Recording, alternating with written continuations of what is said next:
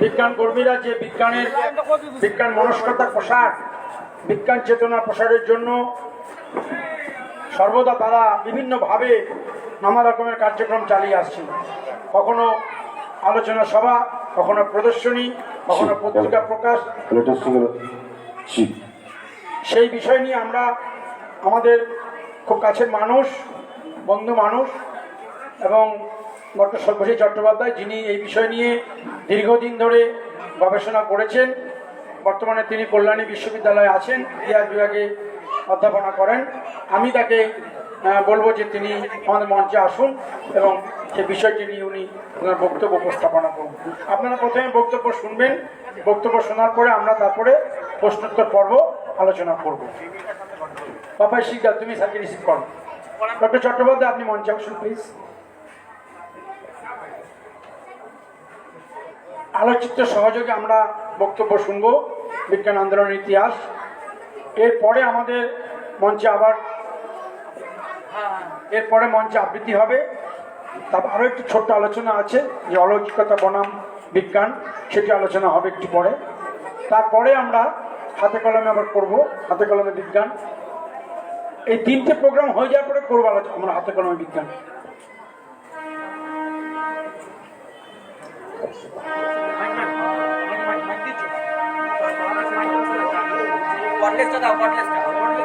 Cordless মাইকটা দাও।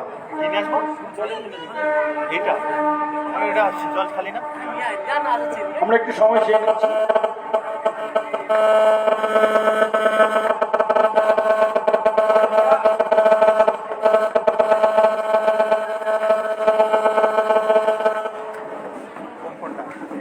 ল্যাপটপটা সরাতে বারে বারে বলতেছি, কটা তো ল্যাপটপে টানো না।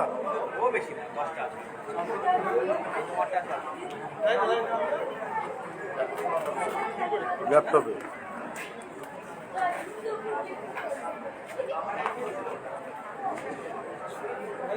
হ্যাঁ দিদি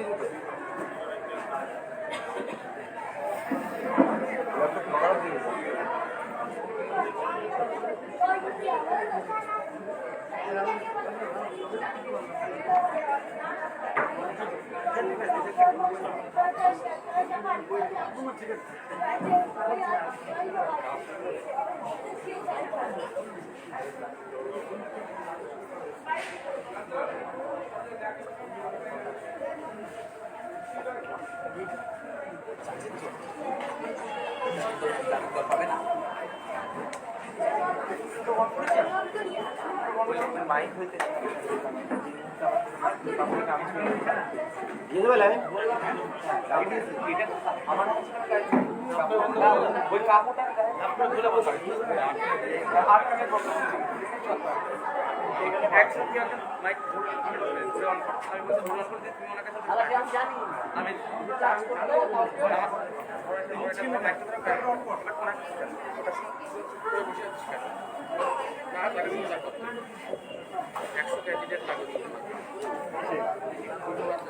এরপর শুরু হবে এরপরে রয়েছে আমাদের প্রতিযোগিতামূলক নৃত্যানুষ্ঠান, বিষয় রবীন্দ্র নজরুল এবং আধুনিক গানের উপর নৃত্য।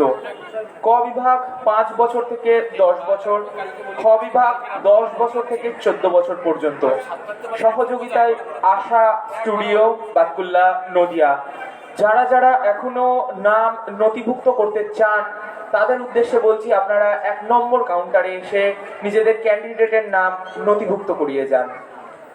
এরপরে আমাদের রয়েছে প্রতিযোগিতামূলক নৃত্যানুষ্ঠান, বিষয় রবীন্দ্র নজরুল ও আধুনিক গানের উপর নৃত্য। ক বিভাগ 5 থেকে 10 বছর পর্যন্ত, খ বিভাগ 10 বছর থেকে 14 বছর পর্যন্ত। যারা নাম নথিভুক্ত করতে চান তারা 1 নম্বর কাউন্টারে এসে নিজেদের ক্যান্ডিডেটের নাম নথিভুক্ত করিয়ে যান। এখন শুরু হতে চলেছে বিজ্ঞান আন্দোলন এবং ইতিহাসের বর্তমান পরিস্থিতি।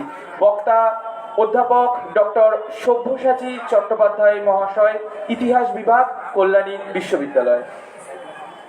নমস্কার। প্রথমে ধন্যবাদ জানাবো বাতকুল্লা বিজ্ঞান পরিষদকে এইরকম একটা সময় বিজ্ঞান এবং বইমেলা আয়োজন করছে সেজন্য। দ্বিতীয় ধন্যবাদ অবশ্যই আমাকে এখানে আসার সুযোগ করে দেওয়ার জন্য। এখন সময় খুব কম, কারণ আমরা নির্ধারিত সময় অনেক পরে শুরু করতে পারছি, 3টের জায়গায় 3:50। যদিও সময় আমার 0.5 ঘন্টা দেওয়া আছে, আমি তার মধ্যে রাখার চেষ্টা করব। বিষয়টা এত বড় আসলে ছোট করে বলা খুব কঠিন।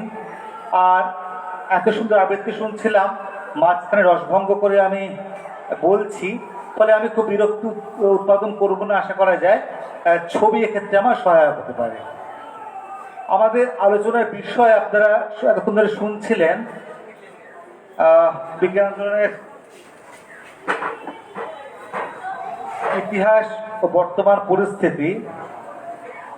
দেখেন,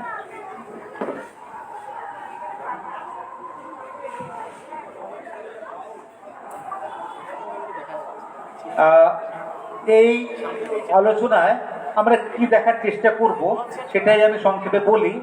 প্রথমত হচ্ছে বিজ্ঞান বিষয়টা বারবার বলছি আমরা, বিজ্ঞান মেলা, বিজ্ঞান আন্দোলন। বিজ্ঞান ব্যাপারটাই বা কি? আমার কাছে বিজ্ঞান হচ্ছে কিছু প্রশ্ন করা, সবসময় কিছু প্রশ্নের সন্ধান করা।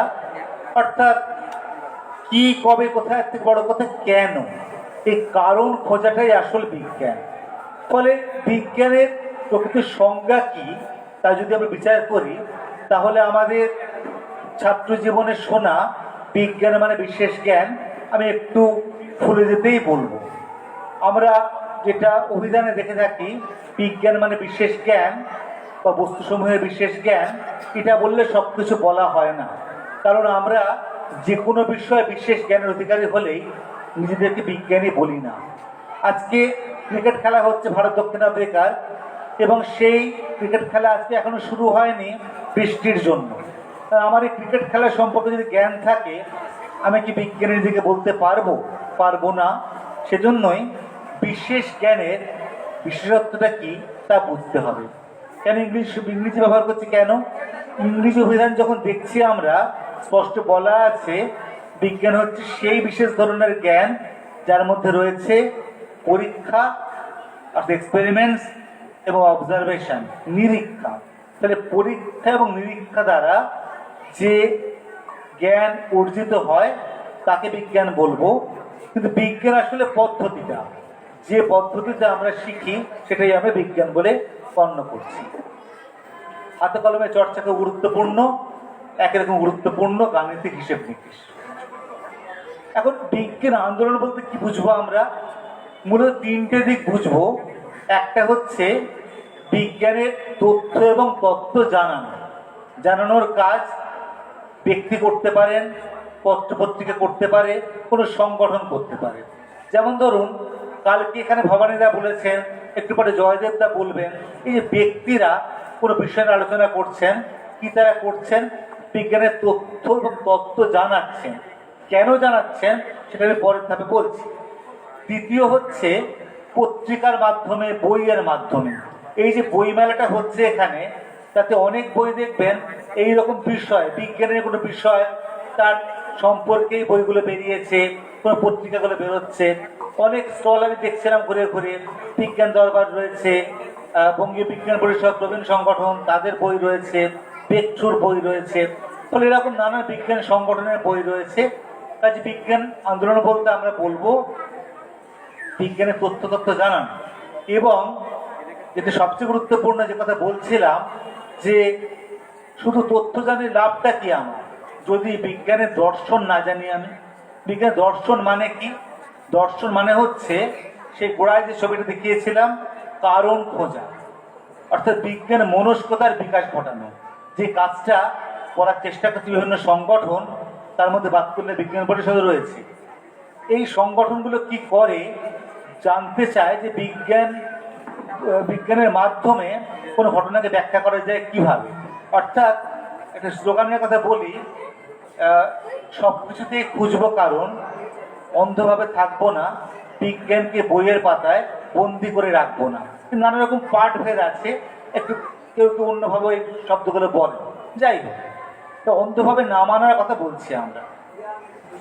এখন শুধুমাত্র তথ্য কথা শুনবে মানুষ, শুধু তথ্য জেনে তার লাভ আছে ফলে হাতে কলমে চর্চাকেও গুরুত্বপূর্ণ।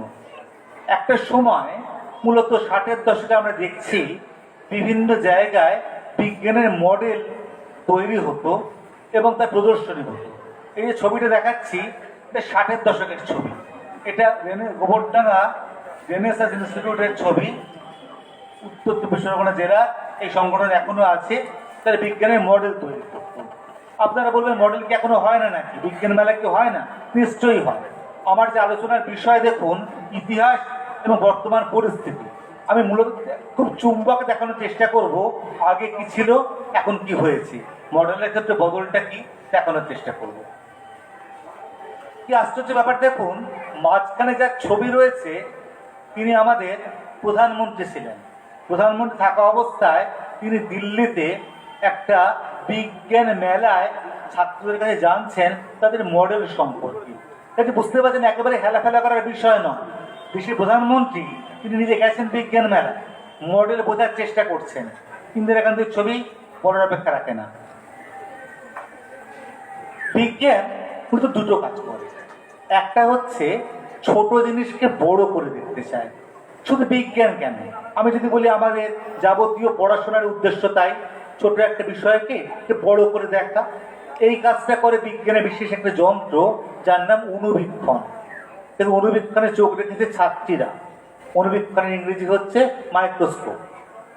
আর বিজ্ঞান দূরের জিনিসকে কাছে আনার চেষ্টা করে, যেটা করে দূরবীনের মাধ্যমে। আমাদের এখানেও দূরবীনের মাধ্যমে আকাশ দেখার ব্যবস্থা ছিল।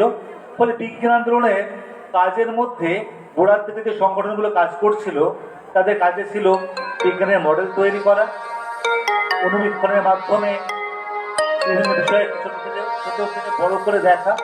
অর্থাৎ এমনটা হতেই পারে আমরা যেসব বিষয়ে স্কুলে পড়ি সেটা বেশিরভাগ ক্ষেত্রেই আমাদের মেনে নিতে হয়। অর্থাৎ মাস্টারমশাই বলছেন, বইতে লেখা আছে, অতএব আমরা সেটা মেনে নিই। আদৌ তা পরীক্ষা করে দেখি না, যাচাই করে দেখি না, কার্যকারণের সম্পর্ক অনুসন্ধানের চেষ্টা করি না। ফলে বিজ্ঞানের যে আন্দোলন তারা সেই কাজটা করার চেষ্টা করেন। তারা চেষ্টা করেন যে কাজটা ক্লাসে করা গেল না, ক্লাসের বাইরে যদি সেটা করা যায়। এটা জন্য যে খুব কিছু খরচ করতে হতো এমনটা নয়, যাকে এখনকার পরিভাষায় বলা যায় low cost no cost material, অর্থাৎ কম খরচে বা বিনা খরচে জিনিসপত্র দিয়েই এই কাজটা করা যায়। বিজ্ঞান আন্দোলন সেই কাজটা একসময় খুব মন দিয়ে করতো, এখনো করে। এবং আকাশ দেখার ছবি দেখুন, এই ছবিটা দেখাচ্ছি বঙ্গীয় বিজ্ঞান পরিষদের আকাশ দেখার একটা উদ্যোগ, তার ছবি। বিজ্ঞান প্রদর্শনী, এখানে প্রদর্শনীটা হচ্ছে বিজ্ঞান মেলা বলছি বটে আমরা, কিন্তু আমি এখনো বিজ্ঞানের মডেল খুব বেশি দেখতে পেয়েছি এমনটা নয়, কিন্তু আমি ছবিতে দেখলাম বিজ্ঞানের মডেলও আছে। যাই হোক, বিজ্ঞান প্রদর্শনীর ছবি দেখুন, খুব তাৎপর্যপূর্ণ। এই ছবিটা বহু আগে, এটা 60-70 দশকের ছবি। যারা সারিবদ্ধভাবে দাঁড়িয়ে আছেন সবাই মহিলা। বলা হয় যে মহিলারা নাকি বিজ্ঞানে আগ্রহী নন, তারা দেখতে চান না, তার প্রতিবাদ হিসেবে ছবিটা বেছে নিয়েছেন। আবার বিজ্ঞান রাস্তায় মানুষকে পথেও নামাচ্ছে। এটা 28শে ফেব্রুয়ারি জাতীয় বিজ্ঞান দিবস। সেই বিজ্ঞান দিবসের একটা মিছিল, বিজ্ঞান পরিষদ মূল উদ্যোক্তা, অন্য সংগঠন তারাও যোগ দিয়েছিলেন। তার একটা ছবি, ইতিহাসের ছবি, বুঝতেই পারছেন সাদা কালো, কিন্তু ধূসর হয়ে গেছে। স্মৃতি ধূসর হয়েছে কি, সেটাই আমাদের কাজ জীবন্ত করে দেওয়া। কে না জানে বঙ্গীয় বিজ্ঞান পরিষদ এ কাজে উদ্যোক্তা, প্রধান উদ্যোক্তা, যার প্রতিষ্ঠাতা ছিলেন আচার্য সত্যেন্দ্রনাথ বসু। বিজ্ঞান পরিষদ আজকেও আছে, নিজের বাড়ি আছে, সেখানে রাজকৃষ্ণ স্ট্রিটে তারা নিয়মিত অনুষ্ঠান করেন। এখনো নানান বক্তৃতার আয়োজন করা হয়। মানে সাম্প্রতিককালের ছবি। তা আমার বক্তব্য যে বর্তমান পরিস্থিতি সবটাই ছিল এবং এখন নেই তা কিন্তু নয়। প্রফুল্ল রায়ের কথা বলতেই হবে। প্রফুল্ল রায় বিজ্ঞান চর্চার জন্য যে কাজ করছেন, আপনি বলেন প্রফুল্ল বিজ্ঞানী, তিনি দেশের জন্য কাজ করেছেন, জাতীয়তার কাজ করেছেন, তাহলে বিজ্ঞান আন্দোলনে কেন গুরুত্বপূর্ণ মনে করছেন নাকি? এই জন্য মনে করছি কারণ প্রফুল্ল রায় চেয়েছিলেন বিজ্ঞানের গবেষণা এমন বিষয় নিয়ে হওয়া উচিত যেটা মানুষের সঙ্গে সম্পর্ক তার থাকে। এবং আশ্চর্যের ব্যাপার, তার প্রথম প্রকাশিত গবেষণা নিবন্ধের বিষয় ছিল খাদ্যে ভেজাল নির্ণয় নিয়ে। বেরিয়েছিল জার্নাল অফ দ্য এশিয়াটিক সোসাইটিতে। এবং সেই প্রবন্ধের বিষয় ছিল যে কলকাতায় যে সমস্ত ঘি এবং দুধে ভেজাল দেওয়া হচ্ছিল সেই নির্ণয় সংক্রান্ত বৈজ্ঞানিক পরীক্ষা। প্রফুল্লরা আত্মজীবিতে দিচ্ছেন এই কাজ করতে 3 বছর সময় লেগেছিল। এই যে ভাবনাটা সমাজ মনস্কতার ভাবনা, বিজ্ঞান আন্দোলন এই কাজটাও করে। আমরা বলি যে সমাজকে বিজ্ঞানমুখী করা আর বিজ্ঞানকে সমাজমুখী করা, এটা বিজ্ঞান আন্দোলনের গুরুত্বপূর্ণ কাজ বলে আমরা মনে করছি।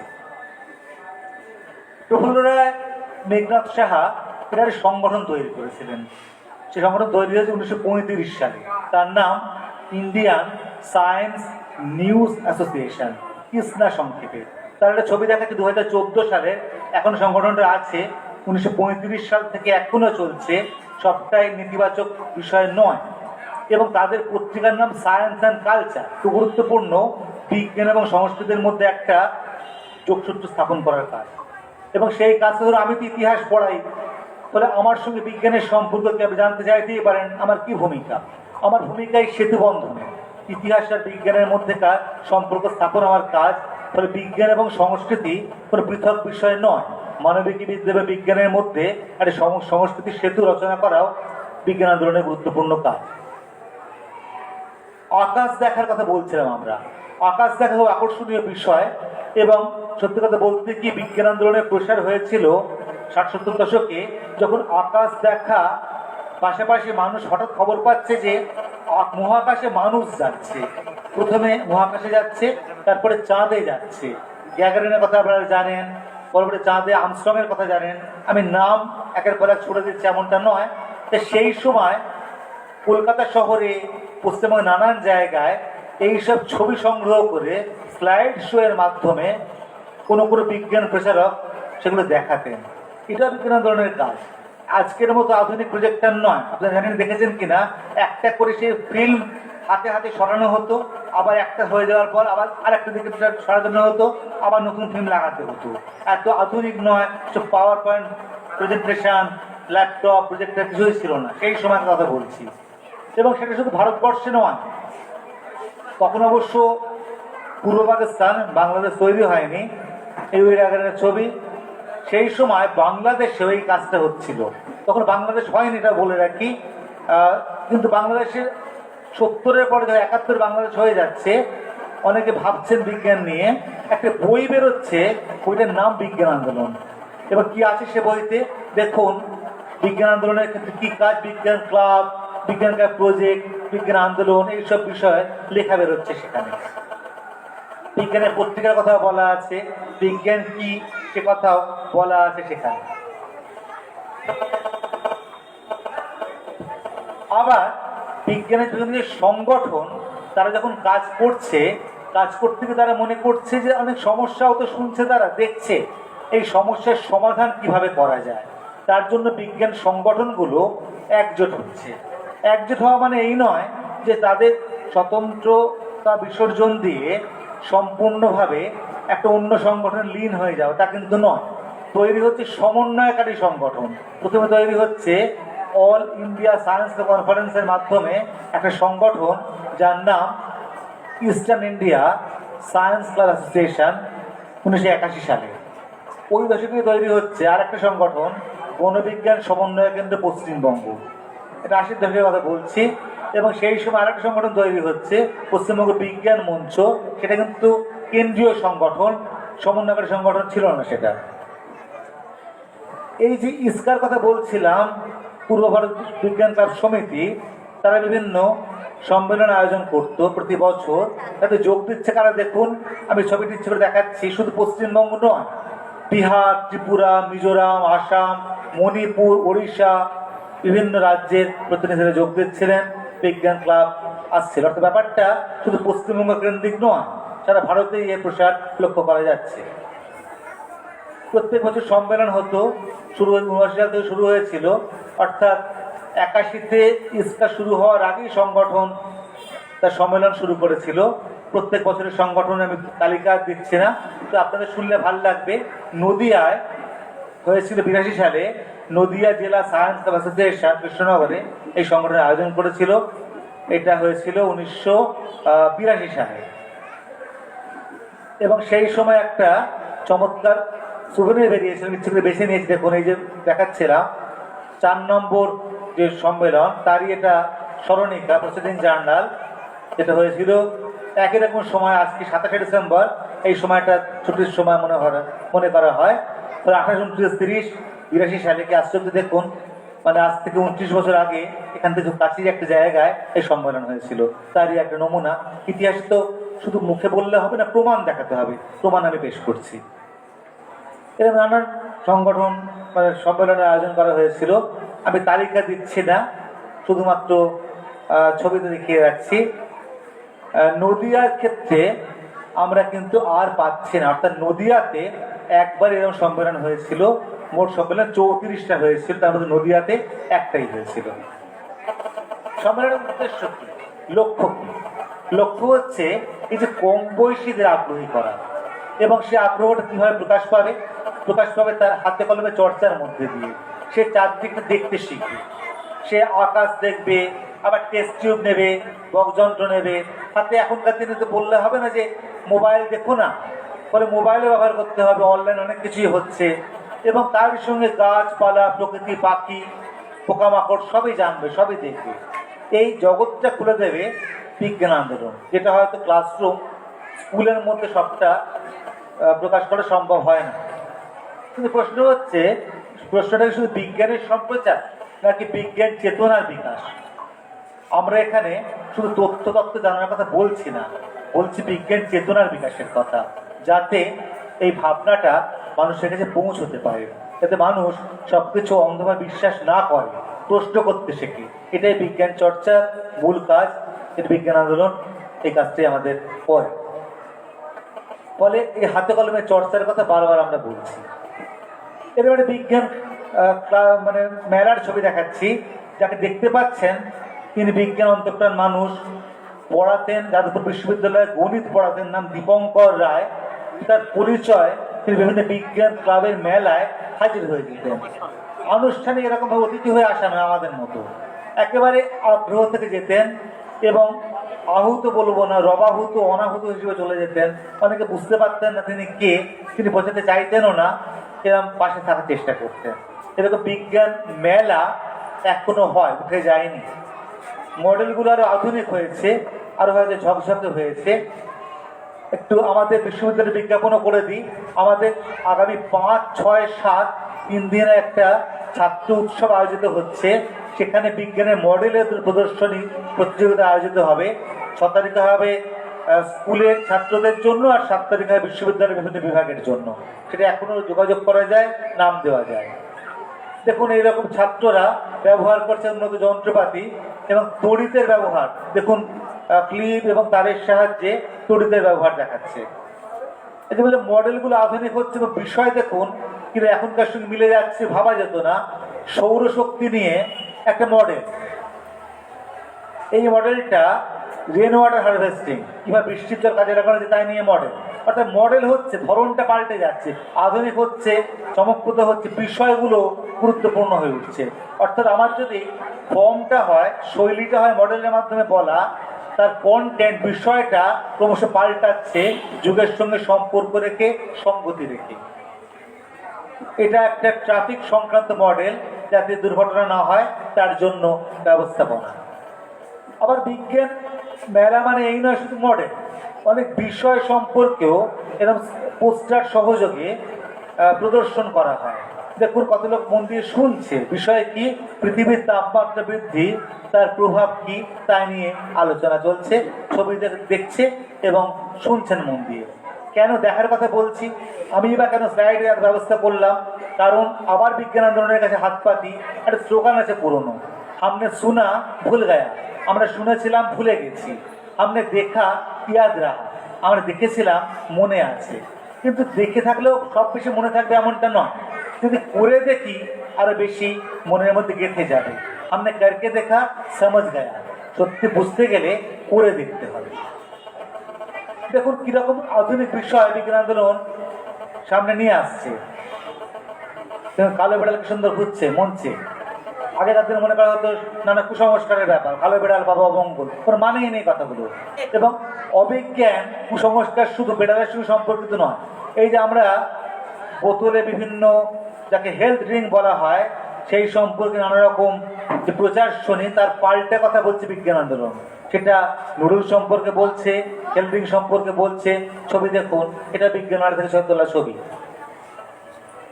আবার দেখুন, এই বিষয়ে ভাবতে পেরেছিলাম 80 দশকের কম্পিউটারই নেই, তারা আবার আবর্জনা থেকে আসবে। কম্পিউটার যখন শেষ হয়ে খারাপ হয়ে যায়, কোথায় ফেলবো আমরা?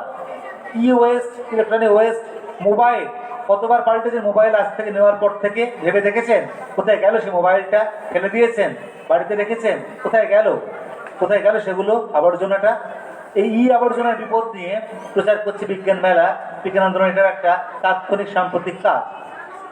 এবং কিছু চিরাচরিত বিষয়, যেমন পারমাণবিক শক্তি, অস্ত্র, এইসব বিষয়গুলো আমরা আমাদের মনে পড়ে বিশেষ বিশেষ দিনে, যখন আমরা আণবিক বোমার কথা বলি, সেই 6ই আগস্ট হিরোশিমা, 9ই আগস্ট নাগাসাকি, এইসব ক্ষেত্রে বলি। বিজ্ঞান আন্দোলন বলছে যে say no to nuclear power project, পারমাণবিক অস্ত্র শক্তি আমরা চাই না। এবং কারা বলছে দেখুন, তলায় লেখা আছে হিরোশিমা নাগাসাকি দিবস উদযাপনে বিজ্ঞান দরবারের এটা একটা প্রদর্শনী। বিজ্ঞান দরবারের স্টল এখানেও আছে, আমার বলতে ভালো লাগছে। এবং কি চমৎকার হাতের পড়া, সম্ভবত এটা সৃজনদার করা, সৃজন সেন, গাজা থেকে হিরোশিমা, এবং সেইটা নিয়ে সাম্রাজ্যবাদ, তার সঙ্গে অস্ত্র ব্যবসা। আমরা ইতিহাসে পড়ি কেন বিশ্বযুদ্ধ হয়েছিল, অস্ত্র লবির নানা স্বার্থের কথা পড়ি। বিজ্ঞান আন্দোলন সে কথাটা বলছে ছবির সহযোগে।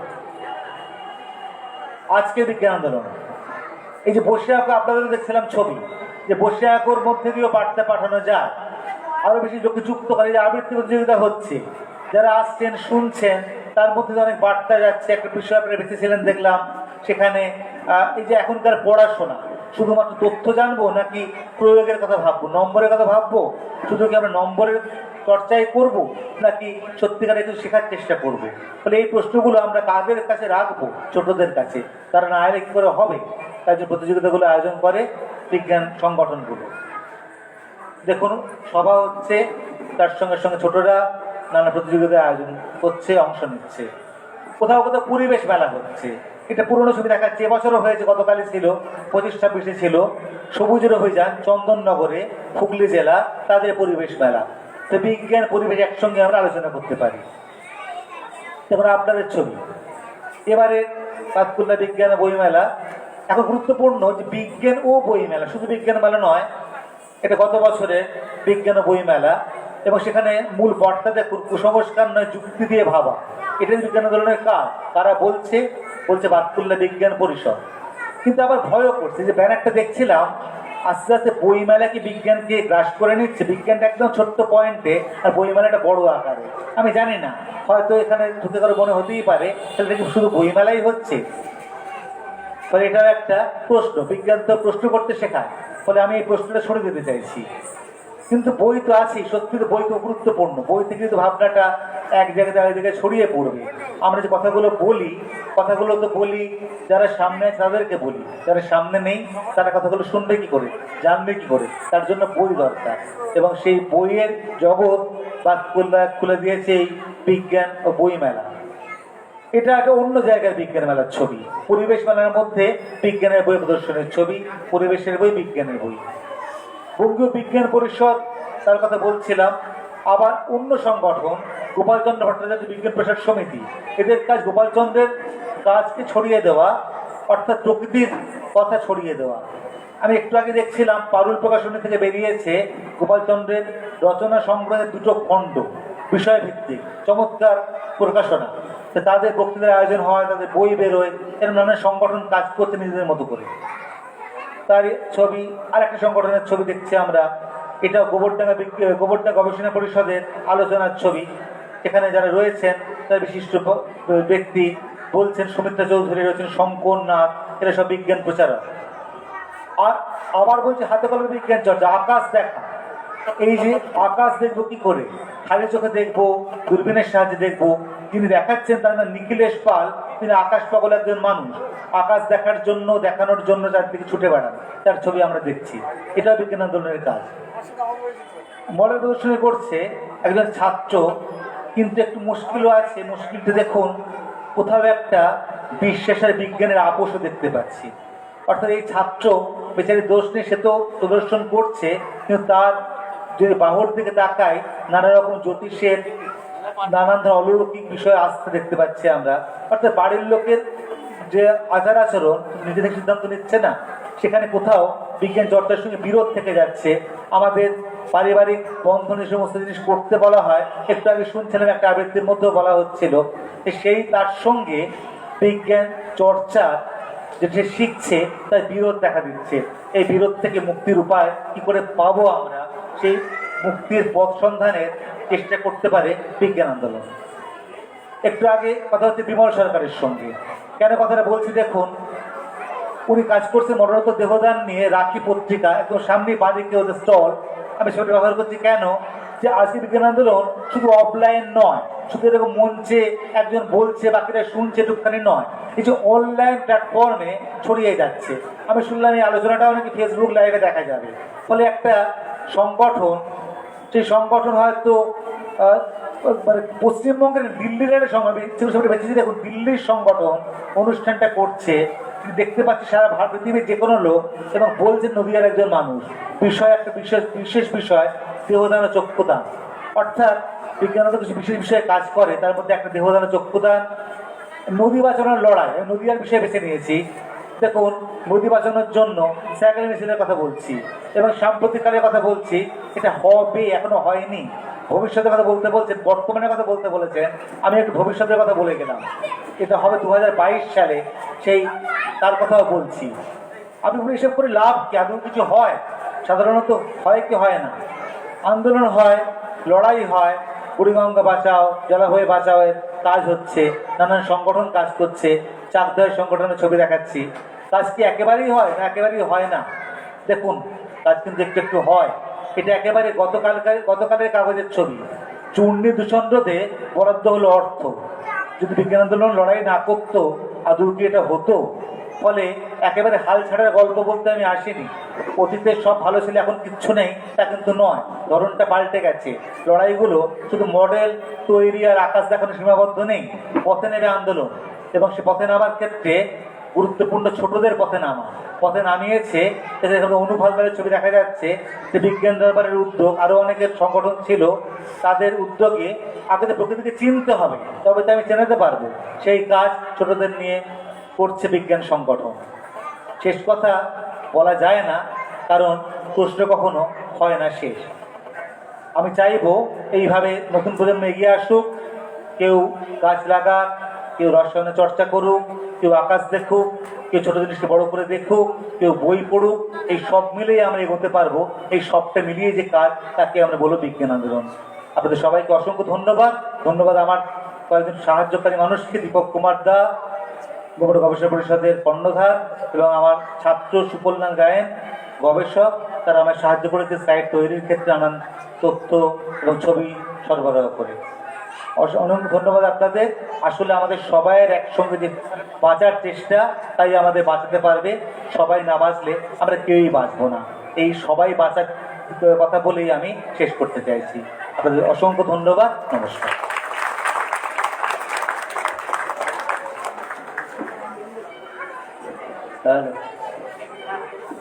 অসংখ্য ধন্যবাদ অধ্যাপক ডক্টর সব্যসাচী চট্টোপাধ্যায় মহাশয়কে। ইতিমধ্যে